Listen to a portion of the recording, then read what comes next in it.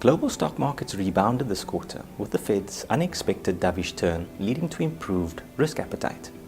In addition, political tensions eased, with markets hopeful that the US and China might be nearing a resolution in their tariff war. In Europe, the Brexit deadline has come and gone this quarter, with no progress having been made. However, an extension was granted to allow negotiations to continue. Locally, rolling blackouts disrupted business, electioneering ramped up, and Moody's opted not to downgrade us. Offshore growth assets were the standout performers this quarter. Global listed property and global equities were up between 12 and 15% without much help from the rand, which was broadly flat this quarter. South African equities, on the other hand, delivered a more muted 4%, weighed down by stocks more exposed to domestic fundamentals. South African bonds delivered equity-like returns this quarter.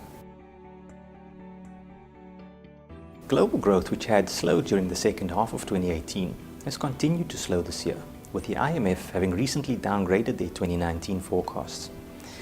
Despite this soft patch, however, conditions are expected to get better thanks to an improved China outlook and a more accommodative stance across developed market central banks. While monetary policy remains broadly accommodative and supportive of growth, it's important to bear in mind that the risks which unsettled markets late last year have not disappeared. Although global growth has been healthy, domestic growth has continued to disappoint. Both the South African Reserve Bank and the International Monetary Fund have downgraded their growth forecast for 2019 to just over 1%. Our portfolios continue to be positioned for growth. This is reflected in our equity overweight, with a preference for global equity over local. We also remain constructive on global listed property.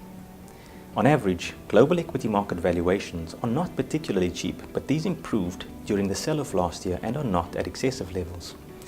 We remain underweight global bonds, which offer little compensation for the risk, and we are neutral on South African bonds. For more information on our current thinking, read the latest edition of Talking Points on our website.